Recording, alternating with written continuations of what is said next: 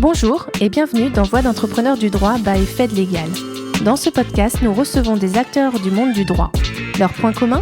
Une vision entrepreneuriale de leur métier. Des parcours toujours inspirants et empreints de sincérité et d'optimisme. Bonne écoute ! Bonjour à tous, je suis ravie de vous retrouver pour ce nouvel épisode de Voix d'entrepreneurs du droit, le podcast de Fed Legal. Je suis Audrey Deléris et aujourd'hui je reçois Stéphane Lacaille-Vizier, Global Operation and Supply Chain Tax Director chez L'Oréal. Bonjour Audrey, merci de m'accueillir aujourd'hui. Je suis ravie d'être avec vous. Merci beaucoup d'avoir accepté, d'autant que je crois que c'est votre premier podcast en tant qu'invité. C'est mon crash test. Non, mon test. Non, ça va très bien se passer, vous allez voir. On va passer un bon moment, c'est ce que je vous ai dit juste avant d'appuyer sur le bouton. J'en suis sûre. Bon, merci beaucoup en tout cas d'être là. Est-ce que vous pourriez déjà nous dire qui vous êtes ? Moi je sais, mais nos auditeurs ne le savent pas encore. Alors bonjour à tous les auditeurs. Donc je m'appelle Stéphane Lacaille-Vizier, j'ai 52 ans, j'ai une formation d'avocat fiscaliste et donc je suis Global Operation Supply Chain Tax Director chez L'Oréal. Je suis mariée et j'ai 2 enfants, Victor et Martin. Victor a 21 ans et Martin 14 ans. Enchantée. Voilà. Encore une fois, Stéphane. Et il y a une question que j'aime bien poser, c'est que vous nous avez dit avoir commencé en tant qu'avocat fiscaliste. Comment vous êtes retrouvé avocat fiscaliste ? Pourquoi vous avez choisi le droit au départ ? Alors d'abord, j'ai choisi le droit parce que mon oncle était avocat. Il avait un vrai talent à présenter les sujets, expliquer. Il avait une prestance qui faisait que, voilà, il avait, ça m'a donné envie d'essayer de lui ressembler. Et je trouvais que c'était quelqu'un qui était très pertinent dans son approche et dans ses commentaires sur la vie et sur les grands principes. Et donc voilà. Et puis en seconde, j'ai fait une option technologie. Ça m'intéressait absolument pas, mais j'ai dressé l'oreille lorsque la prof nous a parlé de la CNIL et nous a présenté la CNIL avec les principes, exceptions. Et j'ai trouvé que le mode de raisonnement et de l'organisation de l'esprit était absolument brillant. Donc voilà, j'étais au lycée à Notre-Dame-de-Sion, juste à côté d'Assas. Donc je suis rentrée en première année de droit à Assas et j'ai adoré les cours de droit constitutionnel qui m'ont absolument passionnée. Et puis ensuite, j'étais plus attirée par la vie de l'entreprise et plutôt que par les sujets de droit privé, du droit tout court. Et donc c'est pour ça que je me suis orientée en fiscalité, enfin en droit des affaires et fiscalité. D'accord. Donc comme je suis un peu ancienne, j'ai fait une licence, puis une maîtrise, et puis j'ai eu la chance après ma maîtrise de droit de partir à Dijon. Et de faire le DESS du professeur Causion qui est décédé aujourd'hui malheureusement. Et donc voilà, Causion qui vous explique la fiscalité et le rôle du fiscaliste en nous disant bien que pour être un bon fiscaliste, il faut travailler avec les juristes. C'est voilà. Donc et depuis j'ai adoré la fiscalité et j'y suis toujours, même si je pense qu'aujourd'hui la fiscalité elle-même a changé dans enfin aujourd'hui, il faut pas travailler qu'avec les juristes, je pense. Mais on aborde un certain nombre de métiers. Et on en parlera certainement. Oui, ce que vous me dites me fait poser la question justement. Qu'est-ce qui a changé entre quand vous avez commencé en tant qu'avocate fiscaliste et aujourd'hui ? Alors, ce qui a changé, je sais pas, parce qu'à l'époque, moi, j'étais que avocat fiscaliste et puis j'ai commencé à faire de la TVA chez Arthur Andersen. Donc, c'était par le petit bout. Mais en fait, ce qui a changé... moi, dans ma compréhension de la fiscalité, de ce que j'en vois, c'est qu'en tant qu'avocat, on est très spécialisé et on répond un peu à la question posée. Même si on essaye de répondre à toutes les questions, mais on est sur l'aspect très technique. Moi, aujourd'hui, aux opérations, et c'est enfin pour ça que ma fonction est un peu aux opérations et pas, même si je suis rattachée au siège, mais on travaille avec les opérations, enfin avec les sociétés dans les organisations et on aide les différents départements et on amène les différents départements au respect de la compliance fiscale et de la législation fiscale. Je vais être un peu plus précise dans mon exemple parce que je vais éviter de vous perdre. Par exemple, aujourd'hui, un des sujets qui me préoccupent et qui sont les nouveaux sujets de la fiscalité concerne les taxes environnementales, tout ce qu'on appelle green tax, par exemple la taxe plastique. Aujourd'hui, pour gérer la taxe plastique, on a besoin de la data, savoir quelle est la quantité de produits plastiques, d'emballage plastique que la société achète, que la société vend. On a besoin donc de cette data, que cette data soit vérifiée et correcte. On a besoin de travailler avec l'IT, pour collecter la data et 2, pour pouvoir faire des déclarations qui sortent pas de la comptabilité ordinaire. On a besoin de travailler avec les équipes de sustainability pour savoir est-ce que notre plastique est recyclable ou recyclé ou non. Parce que s'il est recyclable ou recyclé, on n'est pas soumis à la taxe plastique. Et puis, on travaille aussi avec le sourcing, c'est-à-dire les achats, en leur disant que dans nos contrats, il faut s'assurer à ce que on achète bien du plastique recyclé.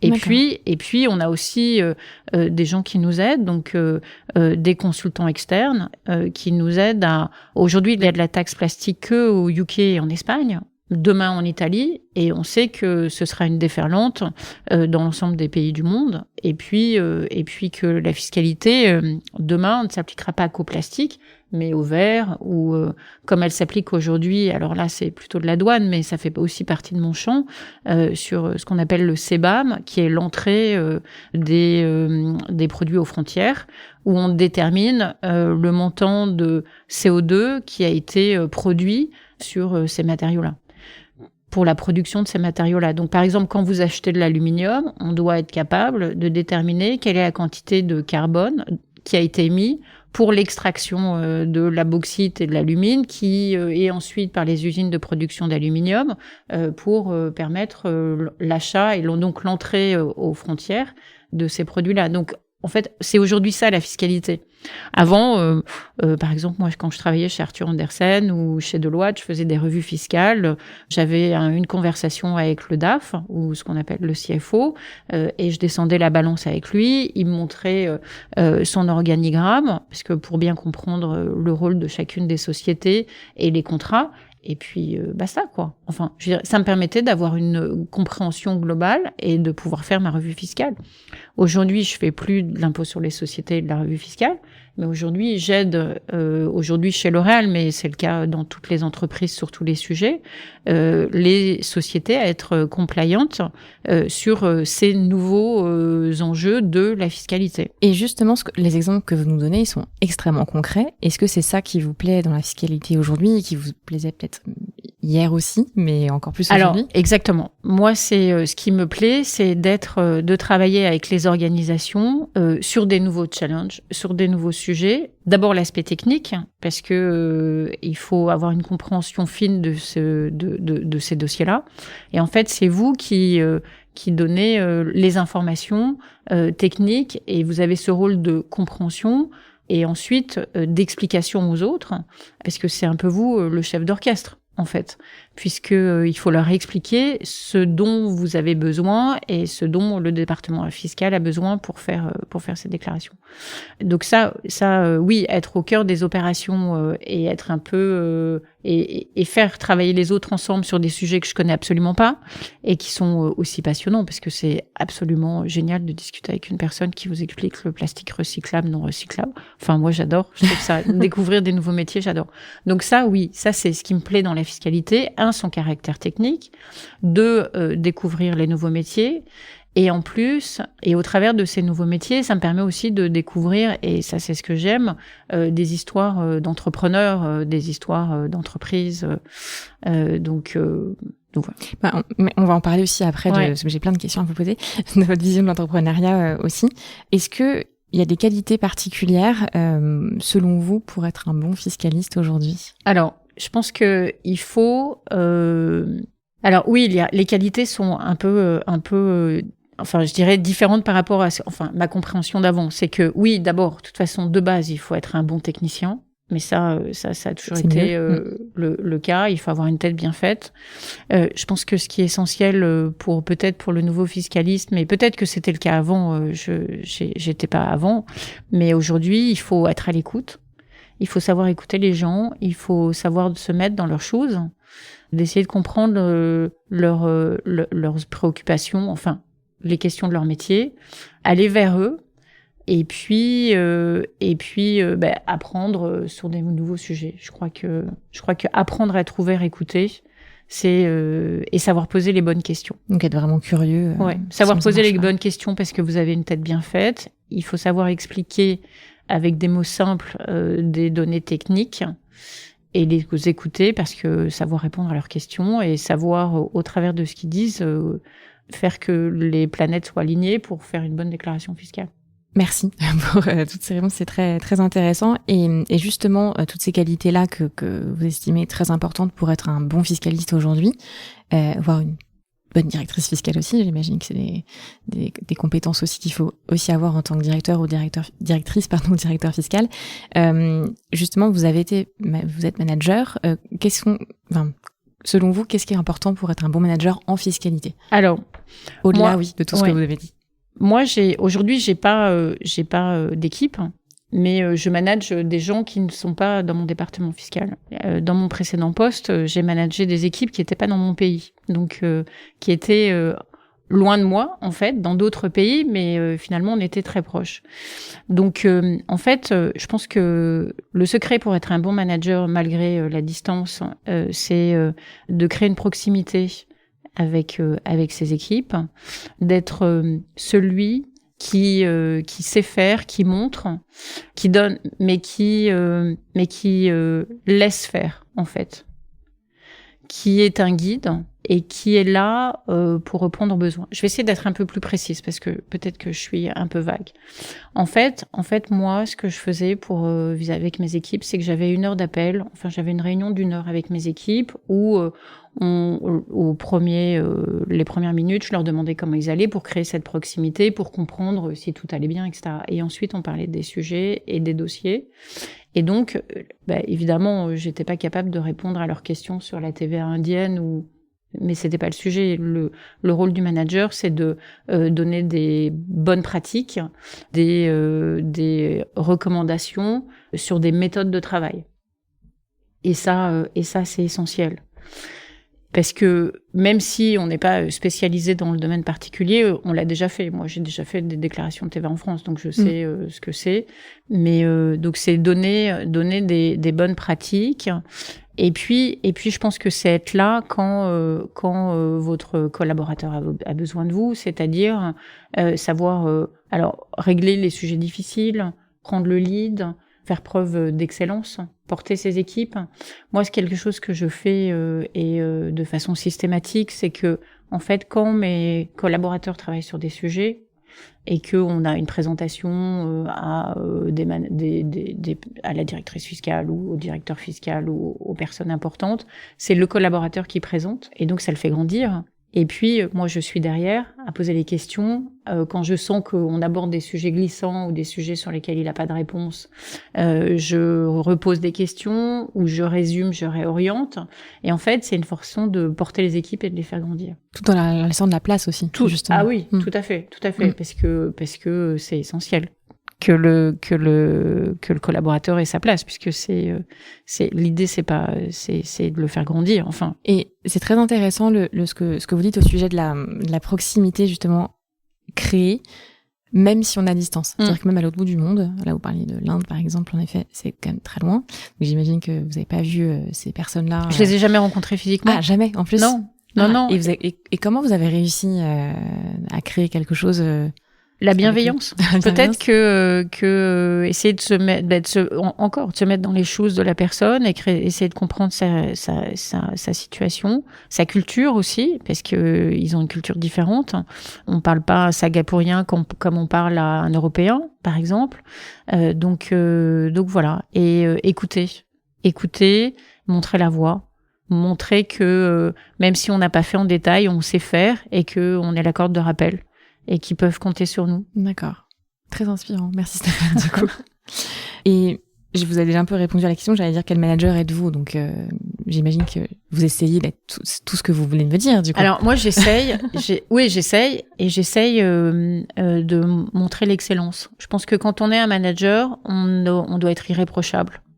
Irréprochable dans son attitude, irréprochable dans ce qu'on dit, irréprochable. Et porter ses équipes. Et quand on n'y arrive pas, parce que parfois tout n'est jamais parfait aussi, et je ne sais pas si vous avez eu le cas ou pas, mais quand un manager, selon vous, n'arrive pas à montrer l'excellence et fait des erreurs comme ça paraît à tout le monde, selon vous, Comment on doit réagir? Il faut le dire. Okay. Il faut appeler son collaborateur dès qu'on sent qu'il y a un écart ou que le collaborateur n'est pas aligné. En plus des points d'une heure, il faut l'appeler, essayer d'en parler et mettre sur la table et de se réaligner. Parce que en plus, quand votre collaborateur il est en Inde et que vous êtes à Singapour, vous maîtrisez rien. Et donc la meilleure façon de le garder à bord et de garder cette confiance, parce que en fait tout est un rapport de confiance, c'est d'en parler et de se réaligner. Parce que la différence culturelle, vous pouvez passer à côté de la différence culturelle. Vous pouvez penser être un bon manager alors que vous êtes complètement à côté, pas parce que vous avez mal fait, mais parce que vous connaissez pas sa culture. Et ça passe évidemment par l'écoute, la curiosité, l'apprentissage Exactement. De tout ça. Et la bienveillance. Ok. Stéphane, qu'est-ce qui a guidé vos choix de carrière? Vous avez été en cabinet d'avocat, vous avez été ensuite en entreprise. Comment ça s'est fait et comment vous avez choisi? Alors, je pense que le passage cabinet d'avocat-entreprise, c'est cette envie de rentrer dans les organisations et de participer à, alors je dirais pas une histoire d'entreprise, mais participer à la mise en place des choses. Et après, l'instinct, en fait. C'est a posteriori que je me suis dit, c'était un bon choix. Un, l'instinct, et deux, ne pas avoir peur. Et a posteriori, je me dis, oui, je suis sortie de ma zone de confort et c'est comme ça que j'ai appris et c'est comme ça que j'ai grandi. Par exemple, Audrey, lorsque j'étais en poste en France et lorsque j'ai postulé pour partir à Singapour, j'ai eu mon manager au téléphone et qui m'a parlé de ce poste à Singapour et j'ai postulé sans en parler à mon chéri de l'époque ou à mes enfants ou à ma famille, en disant moi je veux y être, je veux faire partie de cette nouvelle histoire, je veux vivre cette expatriation, je veux y aller. Alors que le poste était énorme, les équipes énormes, et puis j'avais une vie de famille. Mais voilà, à l'instinct, l'envie d'y aller, l'envie de participer, l'envie de faire les choses, et puis cet attrait de l'expatriation, parce que je pense que c'est extrêmement riche et ça fait grandir. Donc et ça justement, l'instinct, c'est pas toujours évident à reconnaître entre guillemets, mais même s'il y avait une envergure de poste, comme vous le disiez, extrêmement importante a priori par rapport à ce que vous aviez avant, qu'est-ce qui vous a fait dire ce poste est fait pour moi, ou je suis faite pour le poste? Alors non, je me suis pas dit ça. Je me suis dit je veux y aller. Je veux ce nouveau challenge. D'accord. Parce qu'en fait, je pense que j'adore les challenges. C'était une création de poste, donc je veux participer à une création de poste. En fait, je veux vivre ça. Et a posteriori, c'était une expérience formidable parce que oui, j'ai géré des équipes, oui, j'ai géré un territoire extrêmement important du Maroc jusqu'à la Nouvelle-Zélande. Oui, j'ai découvert des nouveaux sujets. J'ai pas eu peur de me dire mais je connais pas la fiscalité en Nouvelle-Zélande. Mais en fait, c'est pas ça qu'on vous demande. Ce qu'on vous demande, c'est oui d'être technique, parce que vous êtes capable de connaître et d'apprendre et de regarder la documentation, de parler avec vos équipes pour devenir technique et aussi pointu qu'elle sur ces sujets-là. Mais ce qui compte, c'est votre capacité à poser les bonnes questions. Et en fait, c'est là où on voit qu'on grandit dans son poste. C'est qu'on prend de la hauteur sur les sujets. Et vous en retirez quoi de cette expérience à l'étranger?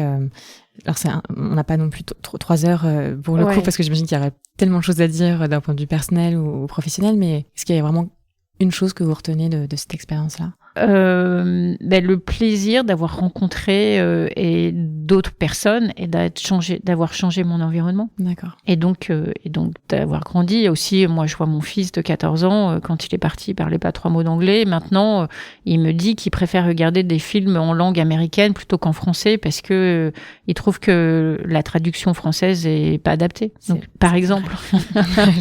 je suis assez d'accord. Ok. Déjà, oui, c'est très bien comme une belle conséquence de cette expérience là-bas. On a touché un petit peu du doigt l'entrepreneuriat tout à l'heure. On a dit qu'on y reviendrait. Je crois que c'est le moment, Stéphane, d'y revenir. C'est maintenant. Oui, je pense qu'on est tous entrepreneurs de son job, parce que si vous prenez pas des initiatives et vous créez pas votre métier, vous passez à côté de votre métier. Et en fait, plus encore aujourd'hui, ce qu'on demande à des managers ou même à des collaborateurs, c'est de prendre des initiatives et d'y aller. Donc de créer ces dossiers, en fait. Vous créez vos sujets, vous créez vos dossiers parce qu'il y a un besoin et c'est ça, être entrepreneur, je pense. Donc on n'a pas besoin de prendre des risques sans d'être salarié, de créer son entreprise. Non, parce que on crée le risque à partir du moment où on prend des sujets qu'on connaît pas et on prend des postes qu'on connaît pas, on a le risque.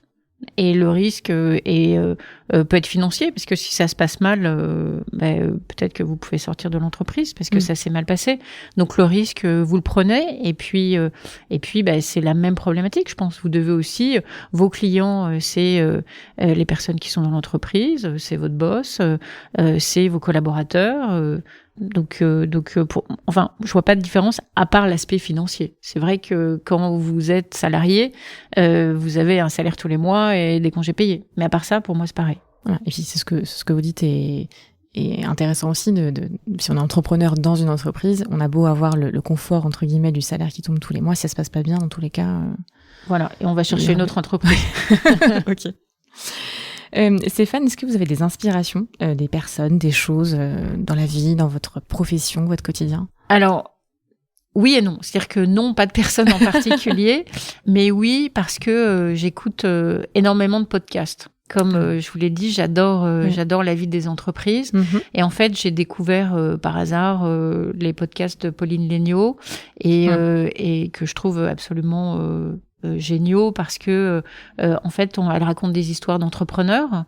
Donc par exemple on a l'histoire de la personne de la famille ou de la personne qui a créé Caudalie qui s'appelle Mathilde Thomas ou même Edgar Gros-Piron qui a un podcast absolument génial sur cultiver sa motivation, parce que moi Edgar Gros-Piron c'était un skieur de freestyle quand j'étais jeune, mais bon, ce type a rebondi et en fait, il parle de la motivation par le plaisir.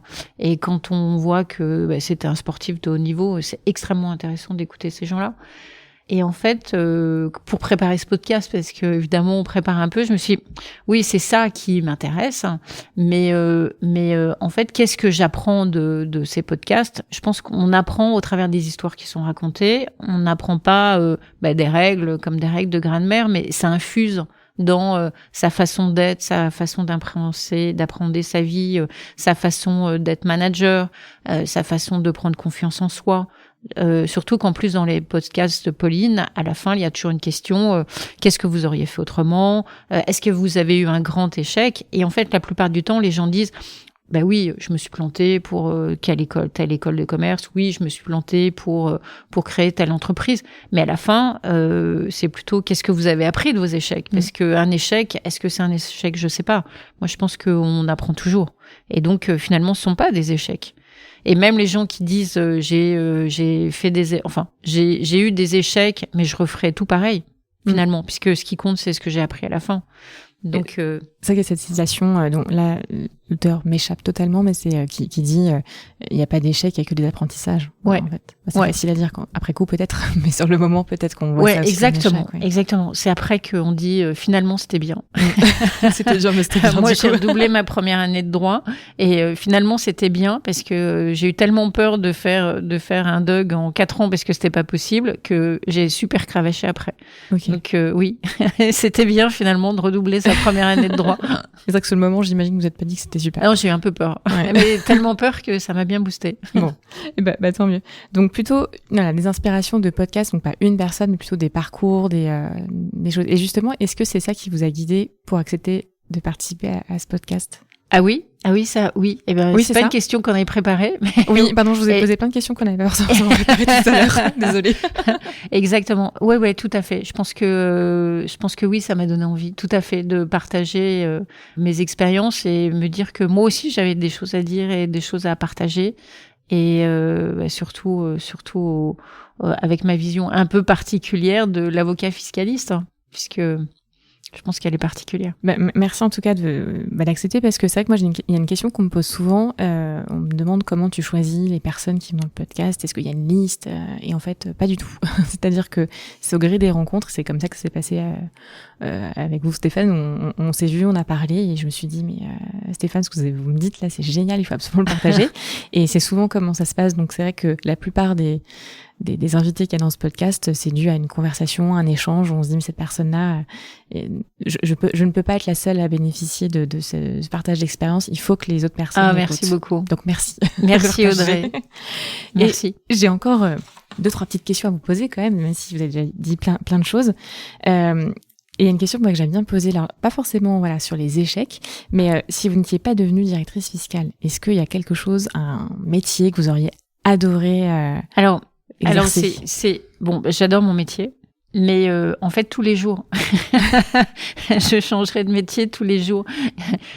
Cette semaine, j'avais un point sur la taxe plastique et je travaille beaucoup avec une personne qui est ingénieur, qui travaille sur les plastiques différents et on parlait de plastiques différents et j'ai failli lui dire mais tu penses que moi je pourrais travailler dans votre équipe? Et après je me suis dit, bon, calme-toi quand même parce que tu n'es pas ingénieur et je n'ai pas ces compétences. Mais c'est vrai que je suis confrontée, non, je travaille avec des gens qui, alors, soit ils parlent très bien de leur métier, mais en tous les cas, ce qu'ils font a l'air absolument passionnant. Donc plein de choses, en fait, tous les jours. Il n'y a pas un autre métier, en tout cas, d'enfant, non. Spécialement. Okay. Non.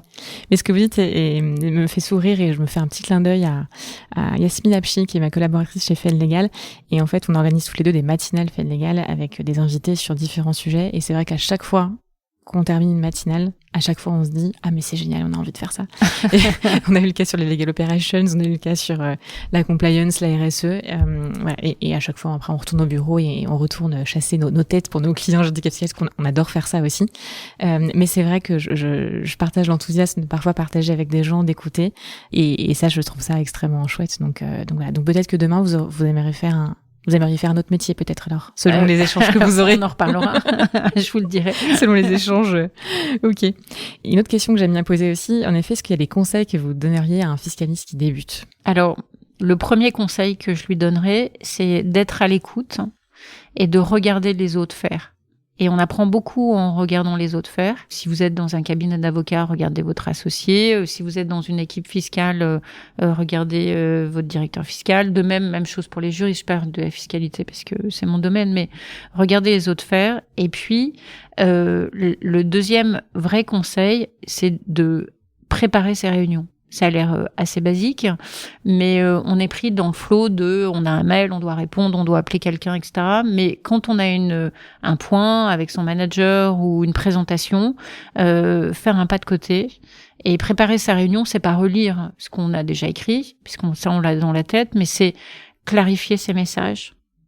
Faire le pas de côté pour se dire si j'avais à expliquer là, parce que en fait on est souvent confronté à expliquer des sujets à des gens qui connaissent pas du tout notre domaine, donc si j'avais en 5 lignes, en 5 mots, en 5 phrases, si je devais expliquer le sujet, poser la question de ce dossier et la réponse à donner, voilà comment je le dirais simplement.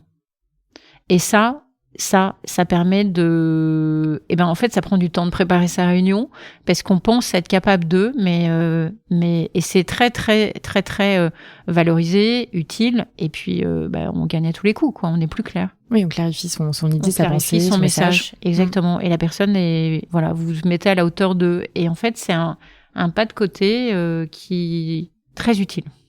Merci pour ce très bon conseil qui, je suis certaine, va aider beaucoup de fiscalistes, d'avocats fiscalistes, mais aussi beaucoup de personnes qui ne sont pas du tout dans le droit peut-être aussi. Donc, extrêmement intéressant et très utile.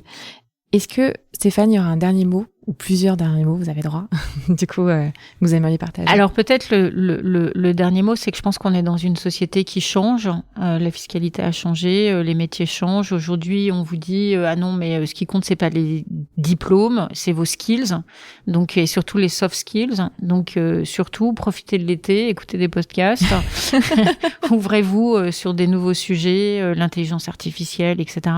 Et même si c'est pas utile pour votre métier d'aujourd'hui, ce sera peut-être pour demain, et puis ça ouvre le champ, ça ouvre les réflexions et ça ouvre les discussions et ça permet d'avancer. Et merci pour tous ces conseils très inspirants. Vous aviez autre chose à dire? Non, je souhaite un bon été à tout le monde. Ah, merci. L'épisode sera après, du coup, l'été. Je suis désolée. Du coup, il va être publié après l'été, mais on pourra leur souhaiter un bon automne. Une bonne rentrée alors. Bonne rentrée. Exactement. Merci en tout cas Stéphane pour tous ces conseils pratiques sur tour d'expérience et je suis certaine que vous allez inspirer plein de gens qui, au même titre que vous êtes inspirés par les personnes que vous écoutez lors de podcasts. Là, cette fois-ci, c'est beaucoup de gens qui vont vous écouter. Donc, merci beaucoup Stéphane d'avoir accepté. Je vous remercie beaucoup Audrey, c'était un plaisir. Vous avez passé un bon moment du coup? Ah, excellent. Je vous remercie. Super. Merci à vous. Donc, je suis ravie que vous ayez passé un bon moment pour ce premier podcast, et j'espère que ça vous donnera envie de repartager par la suite, j'en suis certaine. Merci beaucoup. Merci Stéphane et merci à tous de nous avoir écoutés. Je vous dis à très bientôt donc dans un nouvel épisode de Voix d'entrepreneurs du droit. Merci. Au revoir à tous. Au revoir. Merci pour votre écoute. Nous espérons que ce temps de partage vous a plu. Abonnez-vous pour plus d'histoires professionnelles et de témoignages enrichissants. Suivez-nous sur LinkedIn et retrouvez nos offres d'emploi sur notre site carrière fed-group.fr.